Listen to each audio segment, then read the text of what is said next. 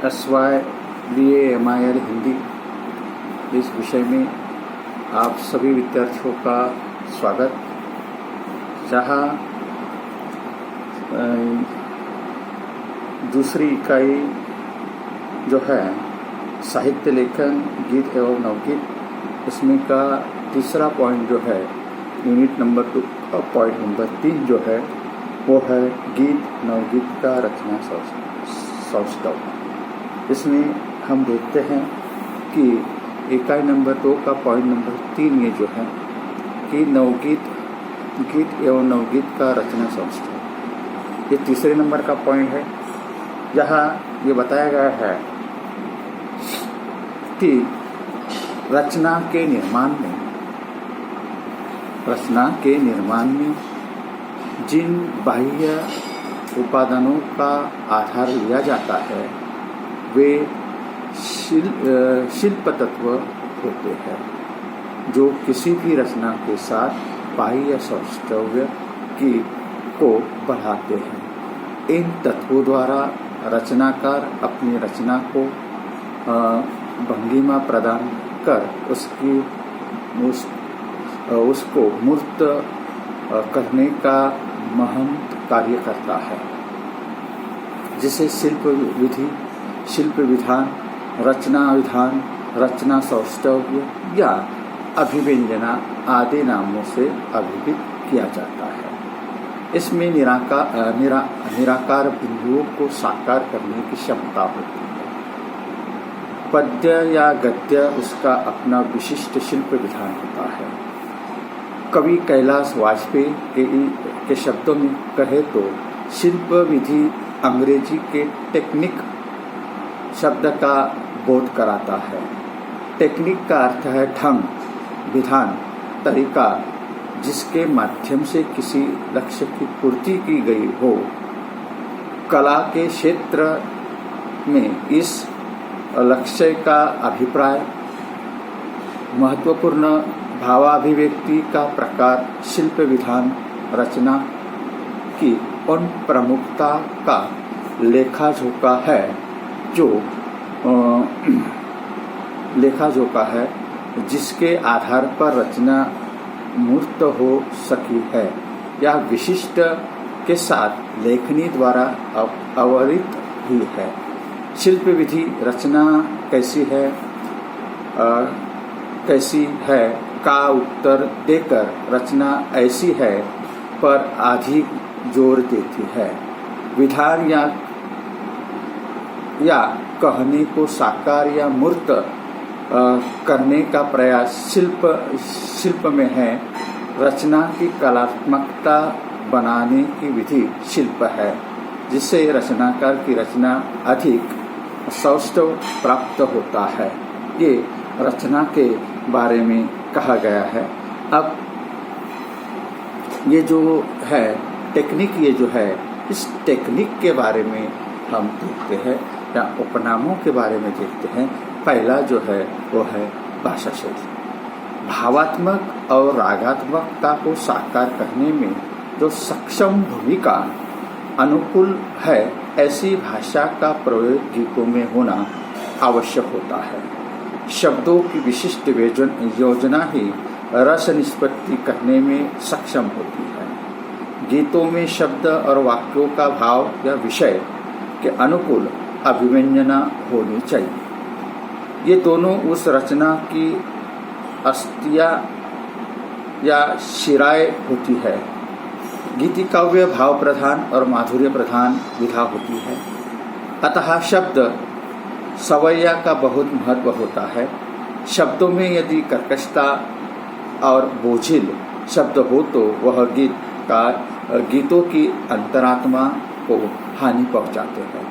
गीति काव्य में कोमल, स्थूल, सघन भाव व्यंजित होने के कारण गीतों में शब्दों का चयन सावधानी पूर्वक किया जाना आवश्यक होता है। सदे शब्द भावों का समाहार करने में सक्षम शब्द, ओजगुण रहित शब्द, संयुक्त वर्णन या द्वित्व रहित शब्द अधिकतर प्रसाद और माधुर्य गुण युक्त शब्द है। आदि से गीत और अधिक प्रभावशाली बनता है। हिंदी गीत परंपरा में बोलियों की अधिसत्ता रही हुई है। हिंदी गीतों में मैथिली शरण, मैथिली, ब्रज, अवधी, ये जो है राजस्थानी, भोजपुरी, इन भाषाओं का और खड़ी बोली आदि बोलियाँ अपने पूरे निखर में प्रयुक्त हुई है। तत्सम शब्द, तद्भव शब्द, देशज शब्द, यहाँ तक कि अरबी फारसी के शब्द से गीत विधा का सौष्ठव यहाँ दिखाई देता है। गीत गायन के लिए प्रस्तुत होते हैं, अतः भाषा का कोमल और भावानुमूल होना और भी लाजमी हो जाता है। गीत काव्य में न केवल स्वर की साधना होती है वरना शब्द की साधना भी की जाती है। उसमें भाव सुकुमार तो उसके अनुरूप भाषा भी होनी चाहिए। गेयता तत्व की रक्षा के लिए उसमें स्वरों का अवरोह अवरोह सुनिश्चित रूप में हो, भाव व्यंजना का प्रवाह या लय बनी रहे, इसलिए गीतों में वैसे ही शब्दों की योजना अपेक्षित होती है। महादेवी की चित्रात्मक भाषा का उदाहरण हम यहाँ ले सकते हैं। लय, गीत, मंदिर, गति, ताल, अमर, अप्सरी, तेरा, नर्तन, सुंदर, आलोक, तिमिर, सित, असित, चिर, सागर, गर्जन, रुदन, झुन, मंजीर, हेम, किरण, बन सकेते, स्वेद, निखर, सागर, गर्जन, रुंझुन, मंजीर। यहाँ शब्द चयन ये जो है, इस शब्द चयन के बारे में कहा जाता है कि शब्द चयन के साथ साथ गीतों में वाक्य विन्यास का अपना अलग महत्व होता है। सक्षम वाक्य विन्यास में भावाभिव्यक्ति की संपूर्ण संभावना होती है। भावों की लड़ी वाक्यों से कहीं सही नियोजना पर निर्भर है। गीतकार अपनी क्रोह वाक्य योजना द्वारा गीतों में वक्रता, चातुर्य और भंगिमा की संयोजन करता है, जिससे गीत की चित्रात्मकता की अभिवृद्धि होती है, जो किसी भी गीत के आकर्षण और सौंदर्य का कारण बनता है। इसलिए गीतों में भावानुरूप शब्द संचयन और वाक्य विन्यास की आवश्यकता होती है। शैली विज्ञान विविध शैली शिल्प विधा का महत्वपूर्ण अंग है। गीत विधा भाव सौंदर्य की सार्थकता शैली के समुचित प्रयोग पर निर्भर है। शैली का प्रयोग करना हर रचनाकार की स्वतंत्र कला है। उसके अभिव्यक्ति का विशिष्टता शैली का प्रमुख गुण है। शैली वह तत्व है जो भाव, विचार तथा कल्पना के संप्रेषण में बहुत महत्वपूर्ण माना जाता है। भाव तत्व, बुद्धि तत्व, सौंदर्य तत्व का संबंध रचनाकार के व्यक्तित्व तथा प्रतिभा से होता है। आदिकाल से आज तक गीत काव्य में भिन्न भिन्न शैलियों का प्रयोग मिलता है। शैलिक दृष्टि से शैली में विविधता गीत विधा की खासियत है। सिद्ध नाथों की शैलियाँ विद्यापति भक्ति काव्य की कवियों के साहित्य में पद शैली लिखी गई है। यह इस तरह से परंपरागत गीतों का नवीन कथाकार, इसमें अभिव्यंजना की नवीनता स्वाभाविक है। यहाँ भाषा के अन्य प्रयोग देखने को मिलते हैं। अनुभूति की तीव्रता को साकार करने वाली सक्षम भाषा गीतों में प्रयुक्त हुई है। शब्द के चयन में नवगीतकार सजग है। उनके द्वारा आधुनिकता की भाषा का भी प्रयोग मिलता है। इस तरह यहाँ भाषा के बारे में कहा जाता है। आगे एक उदाहरण इस तरह दिया जाता है कि मैं खड़ा हूँ लंबी साइन का वह यात्री, जिसका नंबर आते आते बस उठ गई नहीं, बस छूट गई। मैं खड़ा पसले पर का वह प्यासा, जिसके ओटों से सुचल लगते सागर की फूट गई। रामदरस मिश्र की ये पंक्तियाँ है और इन्होंने भाषा शैली जिसे कहते हैं, भाषा सौष्ठव जिसे कहते हैं, इसका वर्णन यहाँ किया हुआ है कि नवगीतों के आधुनिक काल की विधा है जो नितांत नवीनता के आग्रह से जुड़ी है। आत्मा के प्रकटीकरण के साथ ही उसमें आधुनिक जीवन का बोध, प्रकृति बोध, अंचल बोध, समाज जीवन की विसंगतियों का चित्रण यहाँ दिखाई देता है। भाषा के बारे में अगर कहा जाए तो भाषा ये जो होती है कि भाषा समान नवगीतों में प्रचलित और नवीन शैलियों का विधान हुआ है। आत्मनिर्भरता, विवरणात्मक, वस्तुपरक, संश्लिष्ट, लोकगीतिपरक या लोकगीतात्मक, व्यंग्यात्मकता, प्रश्नात्मकता आदि शैलियों का प्रयोग नवगीतों में किया गया है। नवगीतात्मक परिवर्तनगामी, उनका रचनात्मक निरंतर बहता रहा है, जिसकी प्रकृति मनुष्य जीवन, समाज, देश, परिवेश से देखने की दृष्टि और सोच है।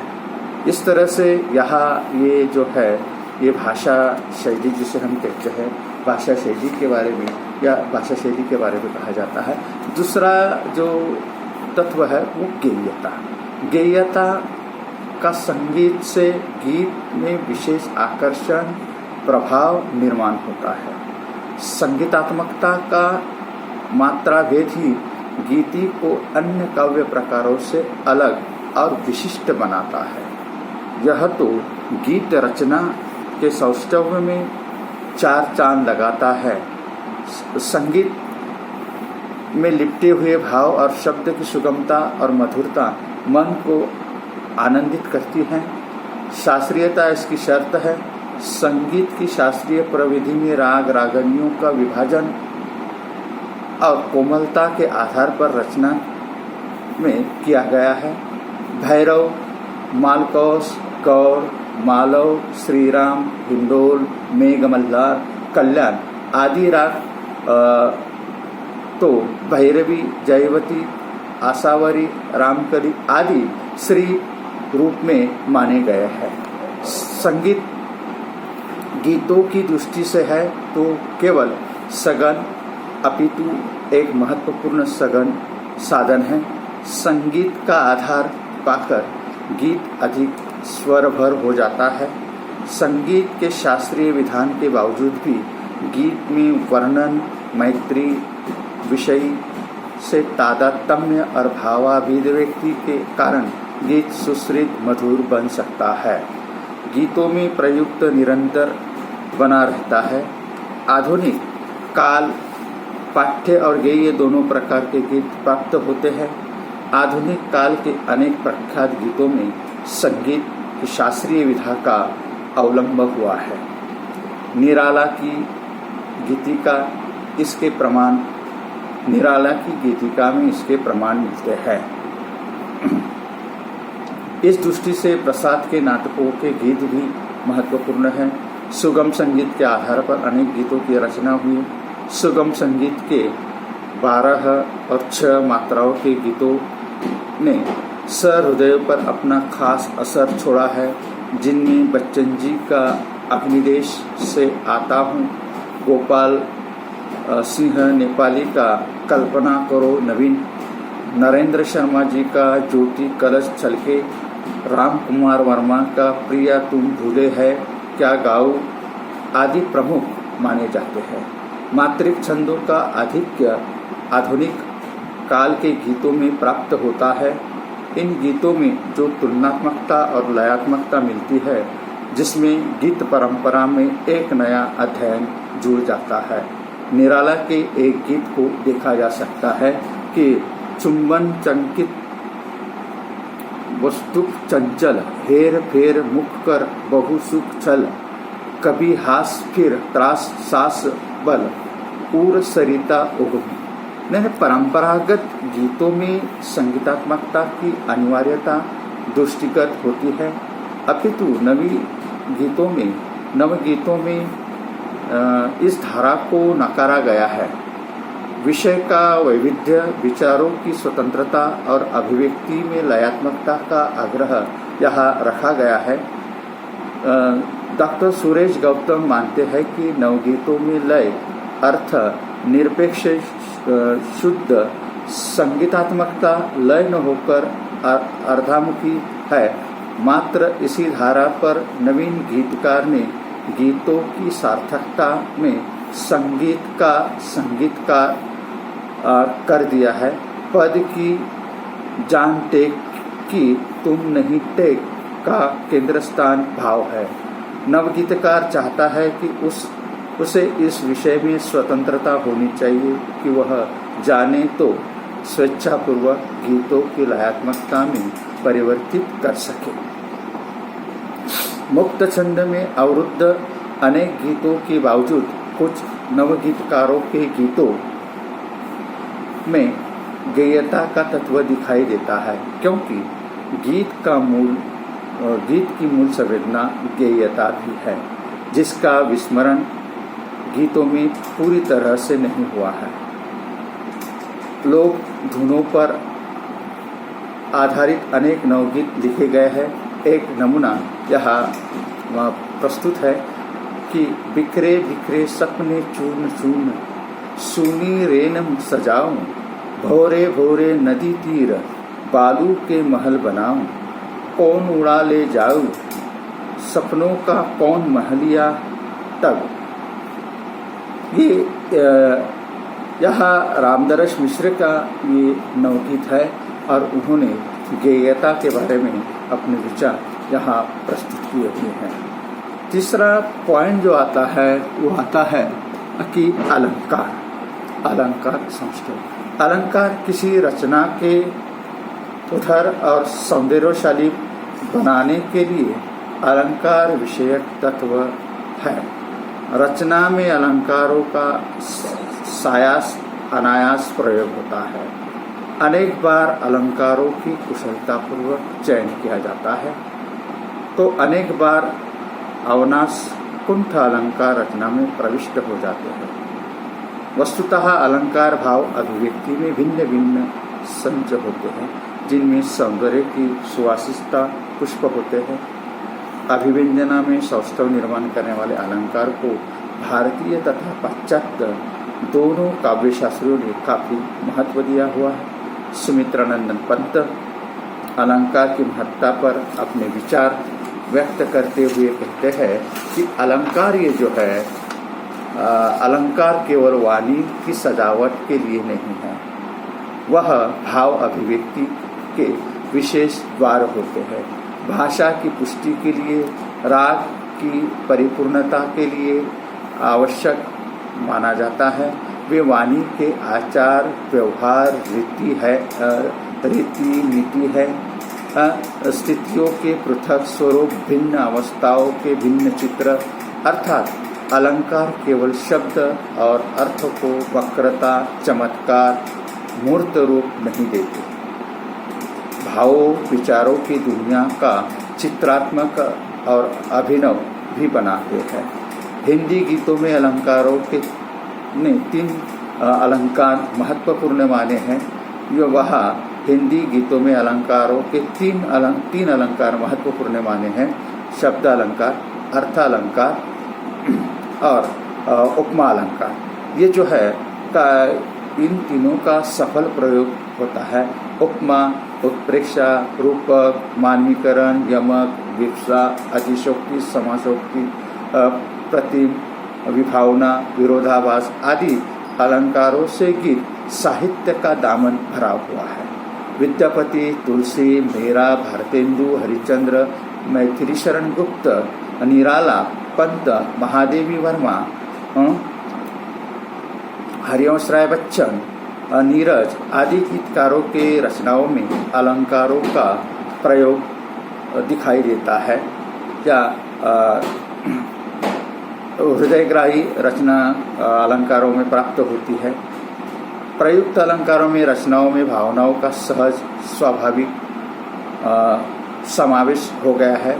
छायावादी गीतों में उत्प्रेक्षा, उपमा, मानवीकरण अलंकार अनेक स्थलों पर परिलक्षित होते हैं।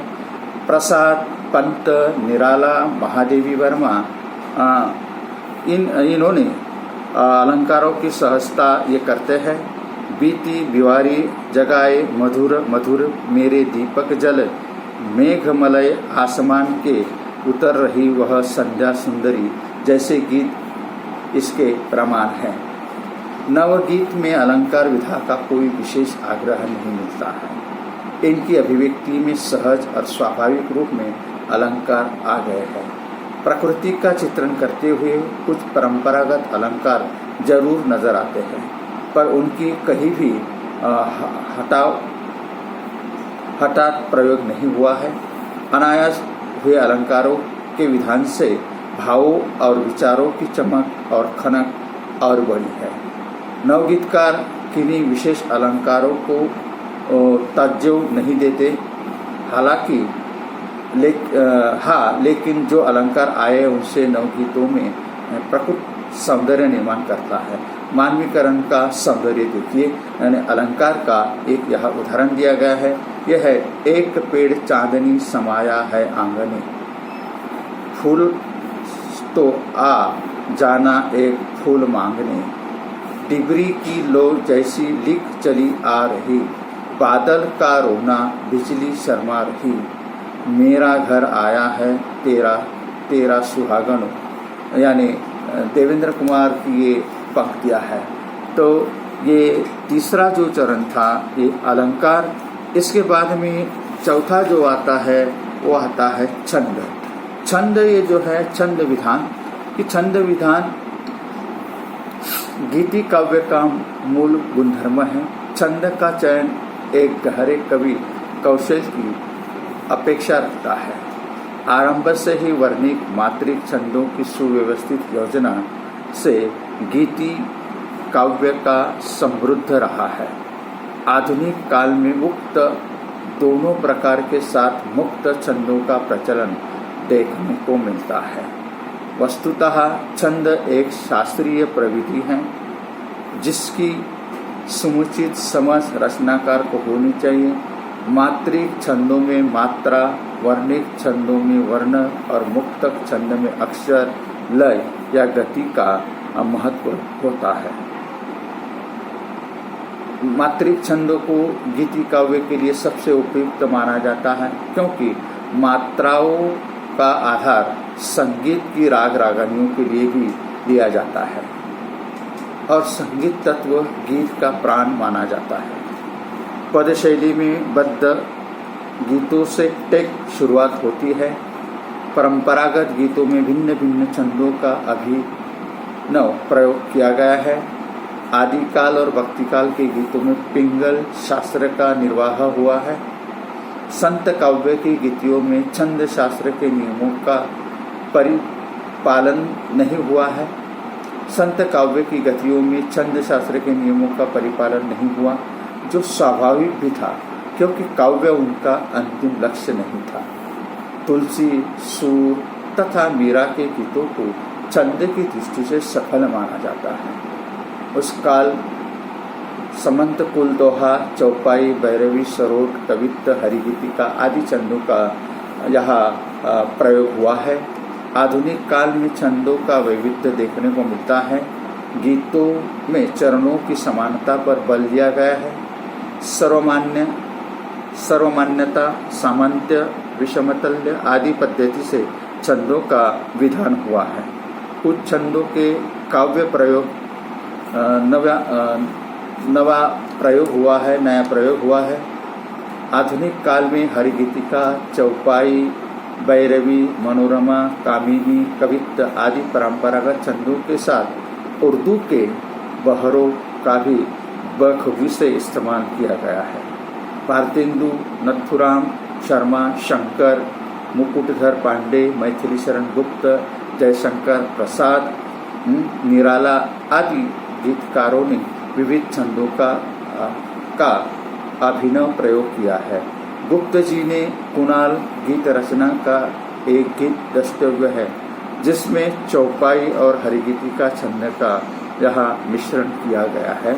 यहाँ छंद का गीति काव्य का एक उदाहरण, व्यथा वरण करके रोना क्या, अपना धीरज धन पाने ही हाथों खोना क्या, क्लेश नाम से ही कर्कश है, किंतु सहन तो अपने वश है, भीतर रस रहते बाहर के विष वश होना क्या।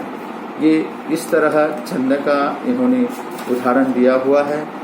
छायावादी कविता जो थी या छायावादी गीतकार जो है, छायावाद के गीतकार सूर्यकांत त्रिपाठी तो सरस्वती के इस नए लय ताल छंद का वरदान मांगते हैं। वे तो छंद की धारणा को नए से आख्यायित करते हैं और लयात्रिक मुक्त की नियोजना भी करते हैं। उनकी बेला, गीतिका, सरोज, स्मृति आदि में गीतों में मुक्त छंद का अभिनव सफल प्रयोग हुआ है। मुक्त छंद की यह रीति या पद्धति को आगे के रचना के लिए पथ प्रदर्शक रही है। नवगीत विधा ने पूरी तरह से अभिनव अभिव्यक्ति की पद्धति को स्वीकृत किया हुआ है। इसके रचना विधान में कुछ बंधन को नकारा गया है। निराला के द्वारा छंद की जिस गुप्त धारा का सूत्रपात हुआ था, उसी लिकर पर नवगीत कदम रखे हैं।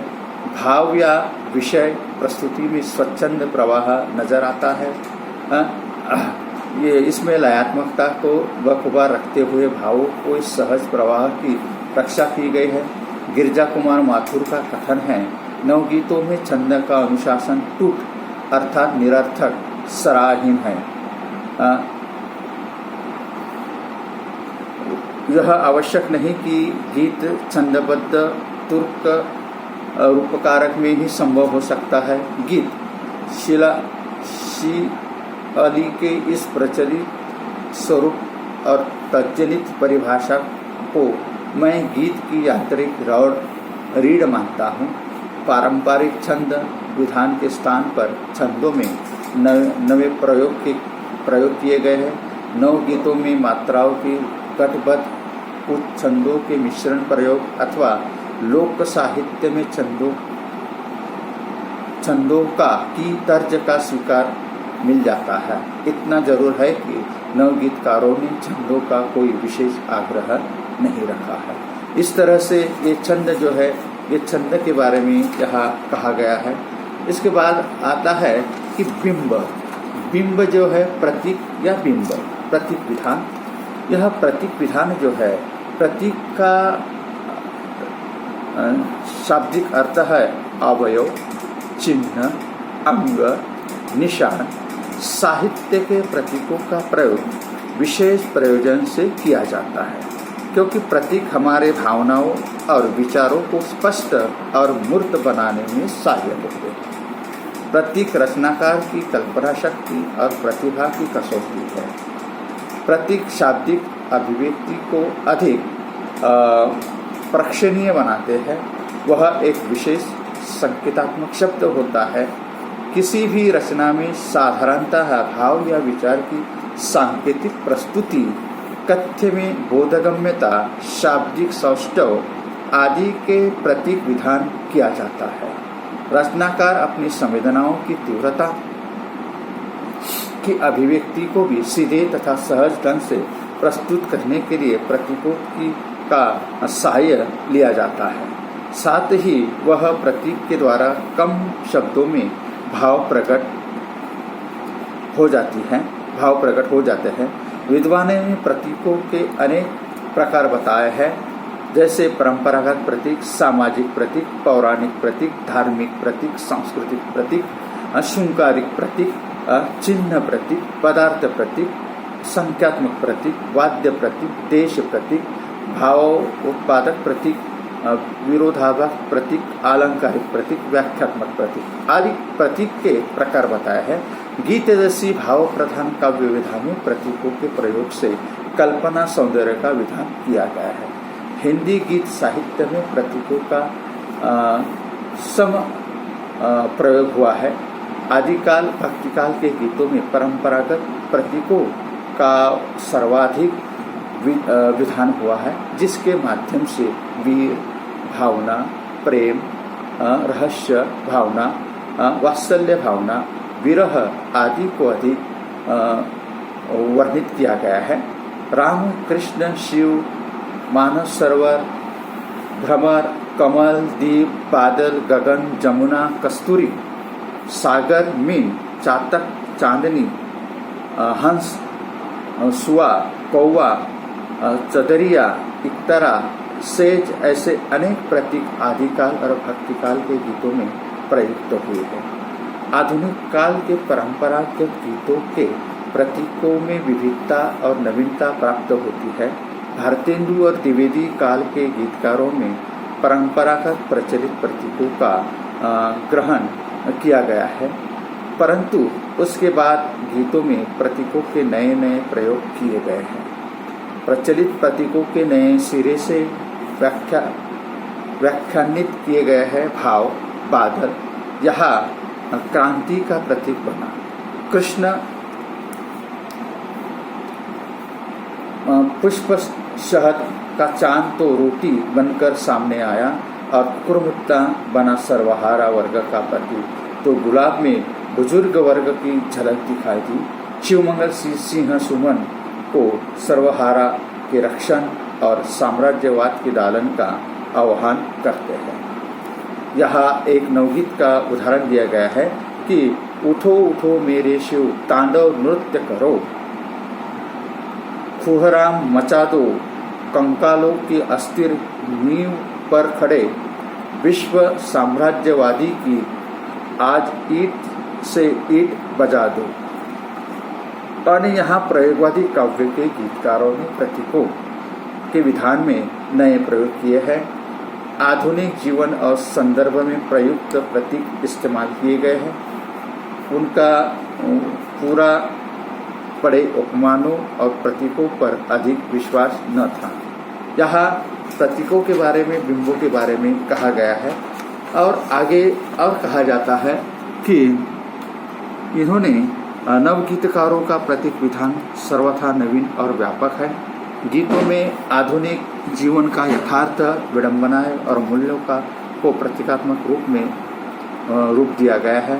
पुराने प्रतीकों के साथ नए संदर्भ जोड़ गए हैं। उनके गीतों में प्रयुक्त प्रतीक जीवन और जगत के विविध क्षेत्रों से उठाए गए हैं। उन्होंने प्रतीकों का सुंदर प्रयोग किया गया है। गांव, शहर, समाज, प्रकृति, संस्कृति, धर्म, विज्ञान, राजनीति आदि का चित्रण करते समय सटीक प्रतीक प्रयोग में लाए गए। आधुनिक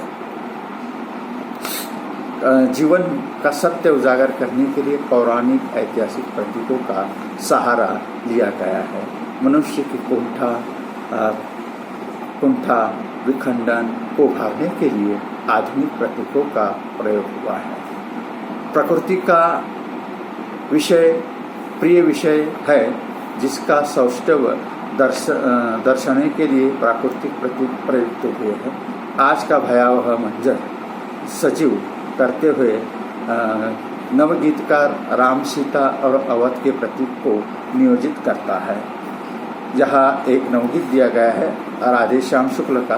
राम नहीं केवल कुहराम है अवध में, सड़कें है मटमेली जुलूस की यात्राएं, इस तरह रस्ते है अनजानी सौक्याएं, षड्यंत्री छलनाएं सत्य से मुकरती है, सीता जी रोज नई आग से गुजरती है। यानी यहाँ राधेश्याम शुक्ल जी कहते हैं कि सामान्यतः बिंब शब्द का प्रयोग छाया, प्रतिछाया या अनुकृति आदि के लिए किया जाता है। शिल्प की दृष्टि से इस शब्द का प्रयोग आधुनिक है। बिंब की संकल्पना भी आधुनिक है। डॉक्टर नगेंद्र ने इसे परिभाषित करते हुए कहा है कि काव्य बिंब शब्दार्थ के माध्यम से कल्पना द्वारा निर्मित एक ऐसी मास छवि है जिसके मूल में भाव की प्रेरणा रहती है।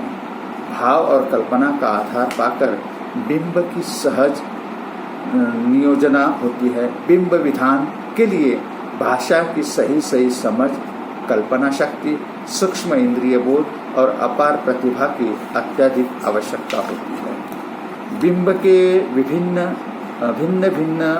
प्रकारों के नियोजन गीति काव्य में की गई। इंद्रिय बिंब, कल्पित बिंब, वस्तु प्रधान बिंब, कल्पना बिंब, भाव प्रधान बिंब अलंकार बिंब, सरल बिंब, संश्लिष्ट बिंब, ऐसे विविध बिंबों का कुशलता पूर्वक प्रयोग किया गया है।